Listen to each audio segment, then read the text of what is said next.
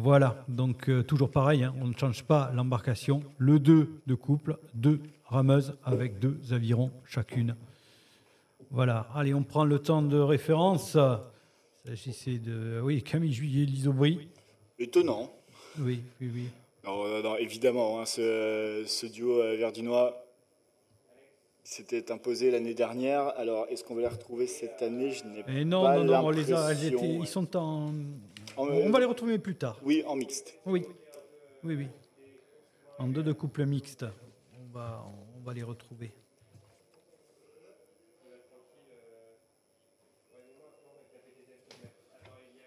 Voilà, on découvre bien le bassin de Mantes, hein, avec, vous voyez, ce parc à bateaux, avec à droite ce parc où on retrouve eh bien, tout le grand écran également, parce que oui, vous pouvez voir les images voilà, sur le grand écran. On rappelle bien sûr aux rameurs de bien s'arrêter quand on remonte au départ. Parce que là, on vous voit maintenant.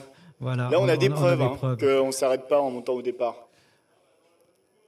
Voilà, et donc là, on voit la finale C qui est en train d'arriver avec Melun au couloir 6, voilà, 5e position, et l'Aviron Tour Métropole au couloir 5 et qui termine en 6e position.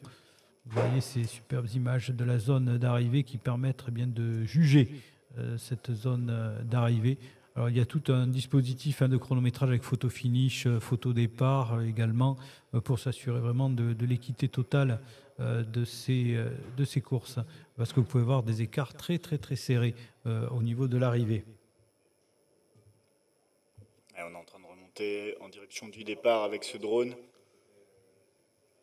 Pour montrer un petit peu voilà, ce départ de la finale B. Voilà, encore au couloir 1, ça part relativement fort. Oui, les favoris qui sont placés couloir 1, donc c'est vrai que... Avec mes yeux, au couloir 1, au 2, Le Havre, 3, Bergerac, 4, Libourne, 5, Talloires, 6, Port-Marly. Voilà, et donc là, on va voir les deux de couple. Ils vont passer sous le ponton pour pouvoir aller s'aligner. Donc sur ce ponton du 500 mètres. Voilà, donc là, on a sur l'image la finale B. Avec la Seine, hein, très très belle vue. Vous voyez ce lac qui se retrouve dans un méandre de la Seine. Voilà, et encore une fois, ce tirage en ligne et non pas en flèche comme on a l'habitude de le voir, avec eh bien, ce couloir 1 qui a pris l'avantage, ainsi de suite. Là, pour l'instant, il n'y a qu'au couloir 5, Talloires qui a pris une option pour la 3e position dans cette finale B. Et donc maintenant, d'ici moins de 3 minutes, nous allons passer à la finale A. Voilà les bateaux qui sont en train de passer sous le ponton pour aller s'aligner. Et donc nous retrouverons au couloir 1 l'AS Montez avec Lucie Dolinski et Chloé Portier. Au couloir 2, Verdun, eh bien, oui, avec Clara Chute et Camille Juillet qu'on retrouve dans le bateau. Qu'on retrouve. Voilà. Au couloir 3, l'Aviron Bugey du Haut-Rhône avec Belay-Virignen, Léonie Puichot et Nina Courtois. Au couloir 4, l'Aviron Club du Lac des Guebelettes avec Margot Abréal et Susanna Duncan. Au couloir 5, l'Aviron Union Nautique de Lyon avec Claire Barin et Laure Bain. Et au couloir 6, le Cercle Nautique des Réats Trémoise avec Noémie Cépé et Alexandre Lefebvre. Pardon, Alexandre Lefebvre. Oh là là. Excusez-nous. Voilà. Un partout. Allez, normalement, on devrait avoir un très très beau duel entre l'AS Montez et Verdun. Nous allons voir ça d'ici quelques instants. Vraiment, allez, c'est les bateaux qui vont s'aligner. Le départ 38 dans 2 minutes maintenant, le départ. Là, on va avoir encore une fois une très très belle finale parce que là aussi, c'est des rameuses qui ont l'habitude des podiums. Voilà.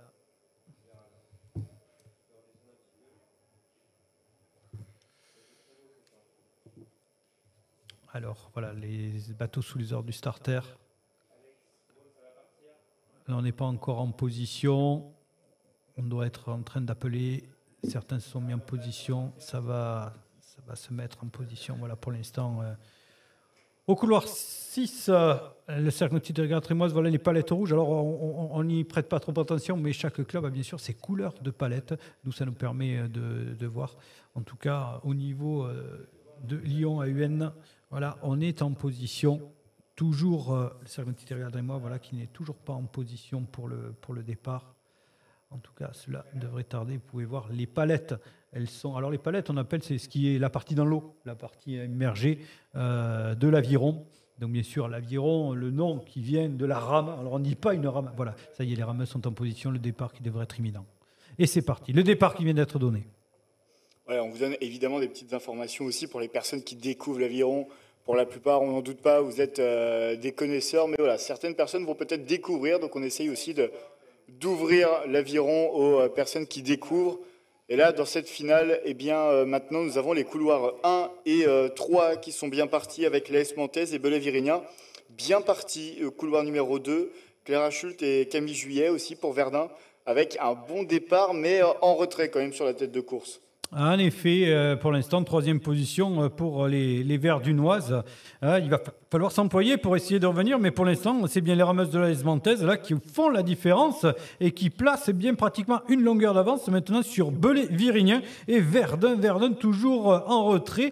Néanmoins, voilà les 3 bateaux pour l'instant qui ont pris la distance. Attention, comme tu le disais, au niveau du couloir 5 de Lyon à UN qui tente de revenir sur Verdun. Mais ça va être compliqué. Ouais, c'est la seule vraie menace, et encore hein, pour Verdun ici, à l'accession au podium. La première place, elle va être difficile à aller chercher. Hein. On voit vraiment un équipage de l'AS Manthèse dominateur. La 2e place pour Belley-Virinien aussi, ça a l'air quand même bien acté. Et puis la 3e place, maintenant, ça se décompte quand même pas mal à l'avantage du CN Verdun. En effet, pour l'instant, il semble que voilà, les positions se figent, qu'il n'y ait pas de velléité de pouvoir bousculer cette hiérarchie. Voilà, les écarts qui stabilisent. Alors peut-être, on voit, est-ce que Verdun va pouvoir revenir? Ça me semble un peu court avant cette ligne d'arrivée. Et pour l'instant, eh bien, c'est toujours l'AS Manthèse qui va venir s'imposer.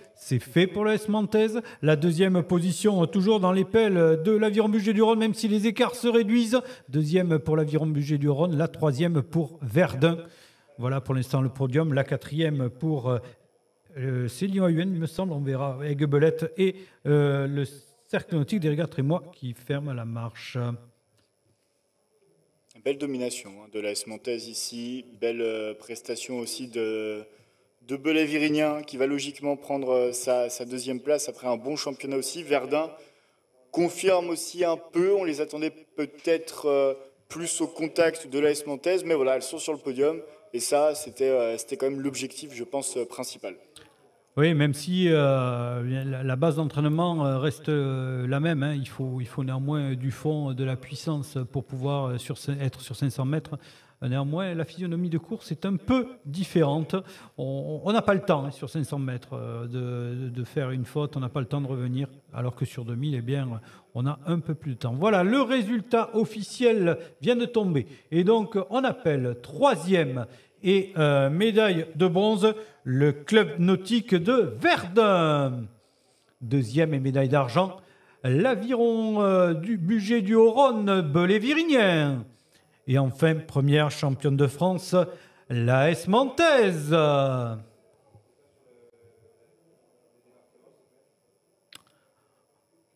Voilà, donc on demande bien à ces 3 embarcations de se diriger vers le podium, vers la zone protocolaire.